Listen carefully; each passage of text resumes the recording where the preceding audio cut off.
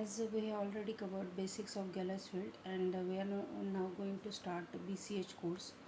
So this is the first video on BCH course.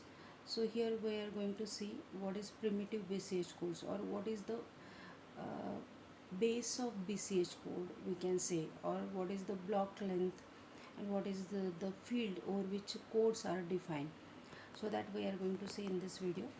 So as I have already told you that before starting BCH and RS course, you should be pro in Gauss field basics.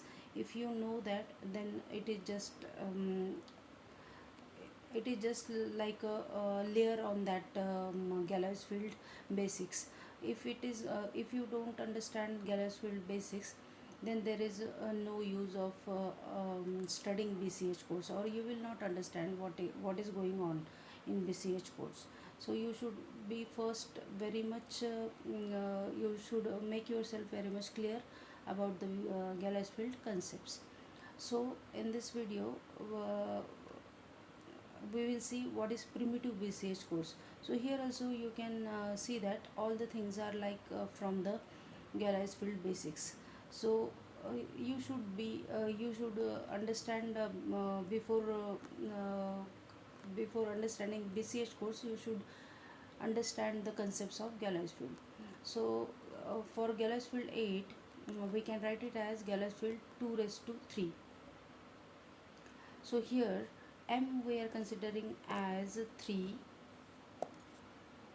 this is m, this is q, and there is another notation, that is n is q raised to m minus 1. So these notations are useful used in the BCH course. So n is equal to q raised to m minus 1.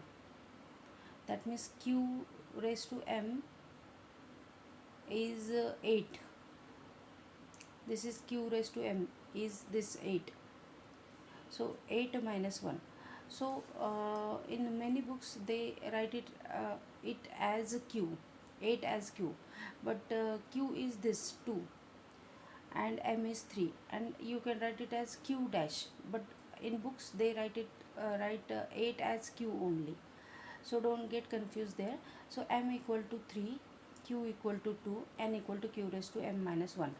So what is x raised to 7 minus 1? That means 8 minus 1. That is q raised to m minus 1. That is n. This x raised to 7 minus 1 is x minus alpha square, x minus alpha cube, up to x minus alpha raised to 7. Now here you need again the concept of Gauss field. You know that every field element is expressed as the powers of primitive element in any Gauss field. So x raised to 7 minus 1 can be is the product of non-zero elements of the Gauss field 8. So how many field elements are there in Gauss field 8? There are 8 elements, but non-zero elements are 7. So in terms of alpha, you can write it as like this, and it goes up to alpha raised to 7. Now alpha raised to 7 is equal to 1. So instead of writing 1, I have written here alpha raised to 7.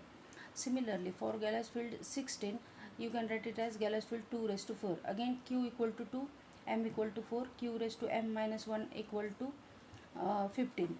That is n equal to q raised to m minus 1, that is 15. So here 8, so 7. And this is the product of non-zero elements of Gauss field 8. Here 16, so 15. This is the product of non-zero elements of Gauss field 16. So it goes here alpha raised to 7, here alpha raised to 15. So you can understand, you can remember like this. So 8, Gauss field 8, so it is 7, and here also 7, 16, here is 15, here is 15. So in short, we can say that if there is a field Gauss field 8, or there is a field q dash, it can be represented as q raised to m, and its then n is q raised to m minus 1, then x raised to 7 minus 1 is the product of non-zero elements of that field, and the non-zero elements of the field can be expressed as powers of alpha. So it goes up to alpha raised to 7. alpha raised to 7 is 1. Here also alpha raised to 15 is 1. So 1 is also a non-zero element. So in general we can write it as Gauss field q raised to m. So I have already told that in many books this q raised to, instead of q raised to m, they write it as q only. So Gauss field q raised to m, n is equal to q raised to m minus 1. So q raised to m is 8, n is 8 minus 1, 7. So x raised to q raised to m minus 1, that is n. X raised to n minus 1 is equal to x minus alpha, x minus alpha square up to x minus alpha raised to n.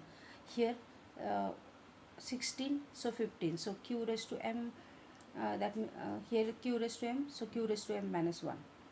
Then it goes up to alpha raised to 15, so it will go up to q raised to m minus 1, that is n, up to n. So BCH codes are defined over this Gauss field q raised to m. So BCH codes are defined over either Gauss field 8, Gauss field 16 and likewise. But for your syllabus you have to go up to Gauss field 8 and 16. So it is defined over Gauss field q raised to m.